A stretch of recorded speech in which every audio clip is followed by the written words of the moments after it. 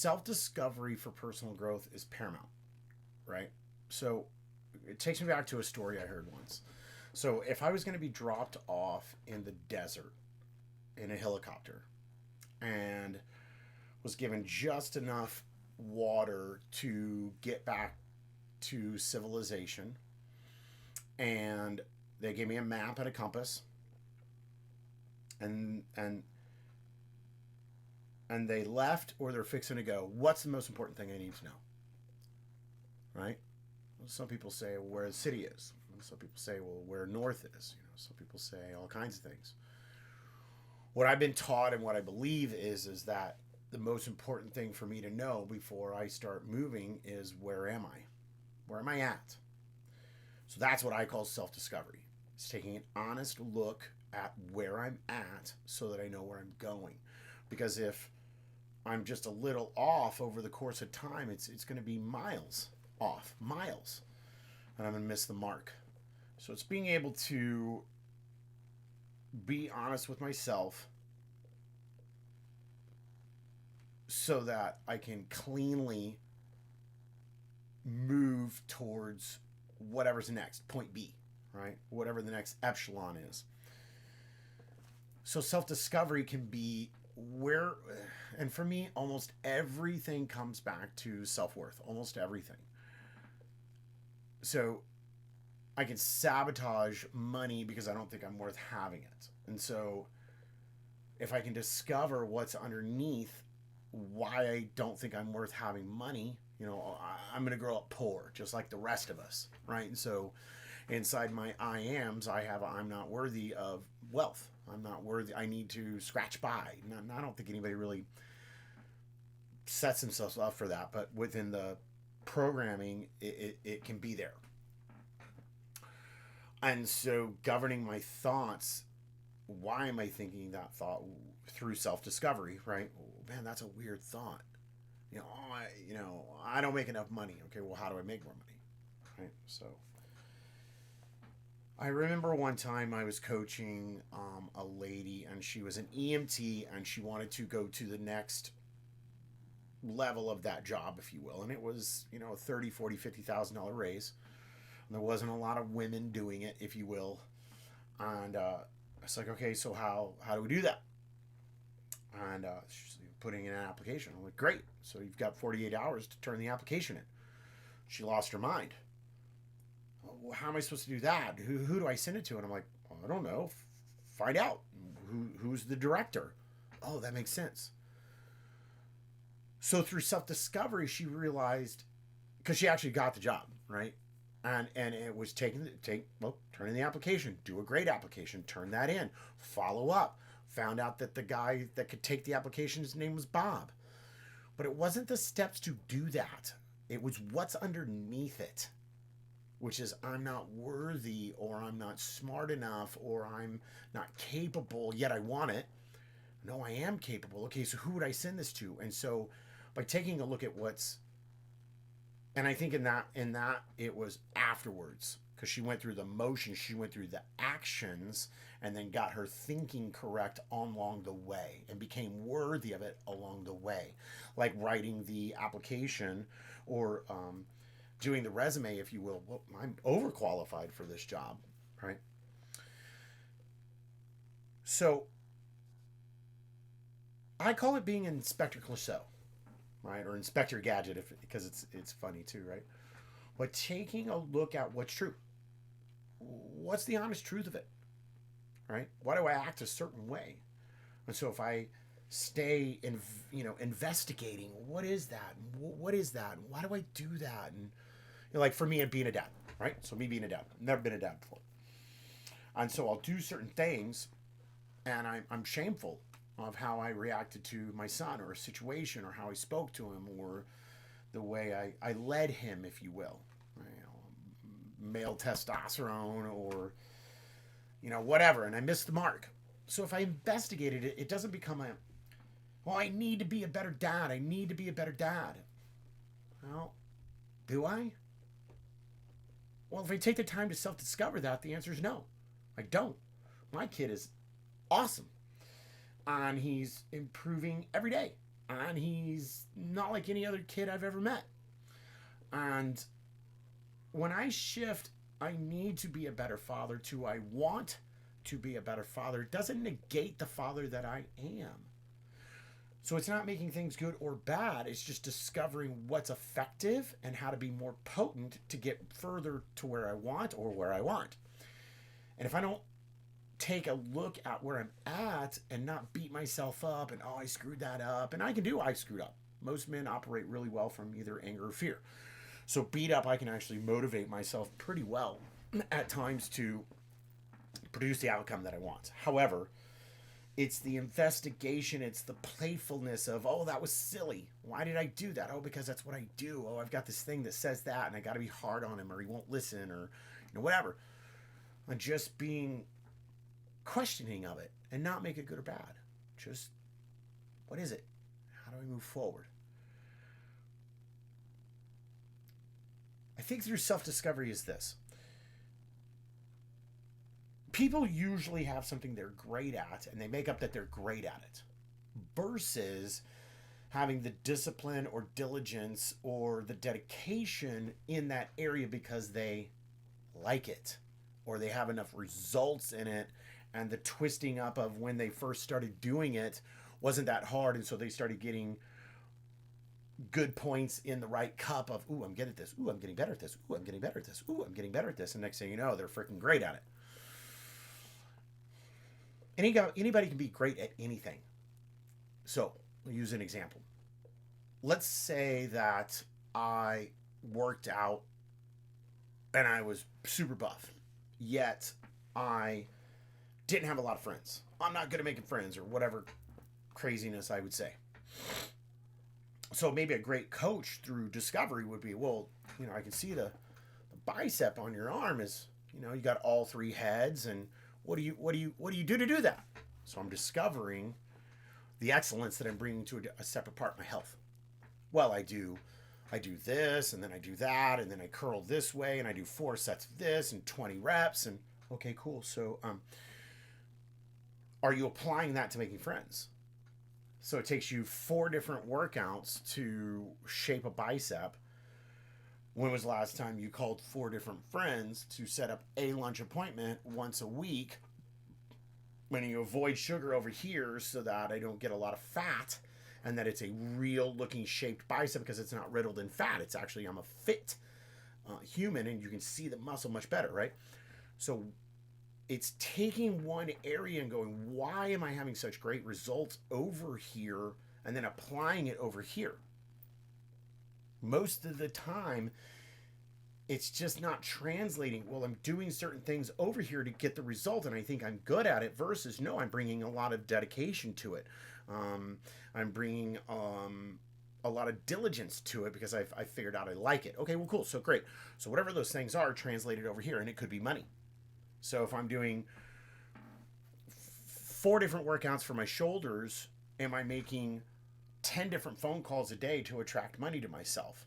Am I in a job that I'm not making the money that I want to be in, and after hours I'm making phone calls to other companies that could hire me to do the same thing for more money? Or maybe I'm ready for the promotion, and the job where I'm at they're not giving promotions. Okay, great. So if I want my bicep to look a certain way, I don't take the excuse, I just turn it into a different workout. Okay, great. So they're not ready to promote me. So what's the solution? I go outside, I go to another company until I get the result that I want, and my bicep looks the way I want because I, through discovery, discovered what worked for my body and listened to feedback, like with a coach. I may not see the best way to shape my bicep, and seeking coaching is sometimes it's having that mirror, where I can see how you're sabotaging and you don't. Well, I'm on the outside looking in. It's that whole, I'm zoomed in. I got to get zoomed out to see a bigger picture. And sometimes that's what coaches are great at, is they see back here, the person's in it and they're doing what they do, and they don't realize, oh. And so a great coach can have them discover what I just talked about. You're great over here, apply those same steps over here. Oh, well, that makes sense. I'll probably get what I want if I did what I did for my health in the way I make money, and I'm choosing not to, right? Which also goes back to I don't need to be a better dad. I want to be. And there's no beat up in it. It's just discovering. I don't, need implies broken. Oh, I need to be a better dad. I want to be a better dad. I want to be healthier. I want to attract more money to myself with less work. Abundance comes to me and through me, and it's not mine when it's mine to use in that moment, and then it goes back out, and understanding that cycle, right? And there is a lot to once discovery starts and I start to get a percentage in the right column, it accentuates. It's like hitting a nitrous oxide. Boom, you're off. And they say it takes 51% of the time being in a positive thought. Now, through self discovery, it's also getting my subconscious to go, this is where I'm at, and then get into action. It's one thing to be in a discovery mode, but without application to a new thought, you can't have a different result. It's the whole what's the definition of insanity? Doing the same thing over and over again, expecting a different result. So it's not just the self discovery, it's then also maybe with a coach or maybe not going, okay, how do I do it different? Okay, okay, cool. And test that. Did it work? Discover. Did it work? No. Okay, cool. So how am I going to change it? And staying in action and then staying in positive thought. My I ams, talk about the I ams, right? Is keeping my brain to be careful of the saboteur that comes in that goes, well, I can't do this. Well, you only did it for 2 days, right? It's kind of like when people in January, the New Year's resolution people, right? When they get into the gym and might haven't been to the gym in a year or longer, and then they go in and they decide on January 2nd because of their New Year's resolution that they want to be healthier, they're going to go and do an hour-long cycle class. And then the next day, they can't walk straight. See, I'm supposed to be old and fat. I knew I couldn't do this. I'm past my prime. See, I can't do it. Right? So they make underneath it is the saboteur. Right? It's the part of the alignment that isn't there. You may want it, but what are the actions that you're doing to get it? And being okay with a percentage to get the bigger goal soon enough. So it's not the difference between playing checkers and chess. You'll hear me talk about it a lot. The idea with those first of the year kind of things are going and joining a gym, or like I did a year ago, I was doing plyometrics, and I called it jazzercise right in front of my TV, 4 foot from my TV on a piece of carpet. On some days it was just getting my shoes on. Some days it was just getting through the warm up. And then 5 minutes, 10 minutes, 5 minutes, 6 minutes, and just until I added another 15 minutes to include the warm up. Like it wasn't, okay, now I'm doing a 30-minute one, right? It took like a month to really do it and do it consistently. And I still had failure days in there. And I was okay with it because it was a percentage. So to go back to the gym idea and the cycling classes, maybe for the first week or two, it's going in and doing 5 or 10 minutes. Taking it as a win, and the diligence to go back again the next day. Okay, ooh, I'm a little sore. Okay, cool. Like lots of water. Hey, I went right on. You go back the next day and you go for 5 or 10 minutes for a week or two or whatever. And then once the acclimation happens there, then go the next 2 weeks and go 15 minutes or 20 minutes or whatever. Just work yourself into what you say that you want versus rushing into it and sabotaging it. Self-discovery is paramount. On having a coach to support that and being open to feedback, right? It to me is paramount. On not making it good or bad. Staying calm. It is what it is. You've hired a coach because you want something. So breathe, listen to the feedback, utilize it, get into action so that you can have a different result versus the point A. So even if there's a failure, you're at a new point A. Okay, investigate what worked, what didn't work, what worked, what didn't work. Okay, cool. So now let's move to a new point B, and then reevaluate it again through self-discovery. And it's not making it good or bad. Let's just discover it. I'm going to tell you a little story. And I'm going to make it up, and I'll do it my way, but I think it's an actual story that makes a point.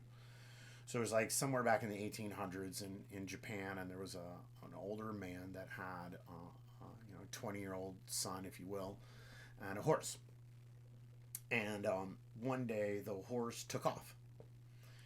And all the villagers came to his home, and they were like, "Oh no, what are you going to do? Your horse took off. How are you going to plow the fields?" He was a farmer, and he's like, could be good, could be bad. Oh no. Villagers left. A couple days later, horse comes back with another horse. So the villagers come back like, "Oh my gosh, like how blessed are you? Like how great is this? That's so wow, like wow." Could be good, could be bad. I don't know. So a week or two goes by, and the son, around 20 years old, is out training the new horse to support them in plowing the fields and doing what the horse would do for the farm. And the new horse, threw the young man, and it broke both of his legs. And so the villagers come back to his home and like, "Oh my gosh, your son now has two broken legs. Like, oh my gosh, what? Oh, that's so bad." The older man says, "Oh, I don't know. I mean, it could be good, it could be bad." And a week or so later, the army comes to town, and then they took all the young, able-bodied young men to be soldiers in a war that was fixing to happen. And the villagers came back, and it was the same answer. It could be good, it could be bad. My ability to neutralize what I think is good and bad has me conquer so much more because I'm not overinflating it. "Oh, that's good." Okay, but what did I learn too, right? And it could be bad. "Oh no, it's bad. I lost that account, or I lost that friend, or I showed up poorly as a father." Well, it could be good, it could be bad. Did I clean it up with my son? I did, actually. And did he get to see me be honest? Did he get to see me unhappy with my performance as a father? Yeah, he did. So he knows he's human, he knows I am. Or maybe that could be great. Even with not making it good or bad, right? It must be coupled with action either way. Or it just becomes not good or bad. It just was, right? So it's taking it, dissecting it, Inspector Clouseau, Inspector Gadget, take a look at it, and move to get a different result.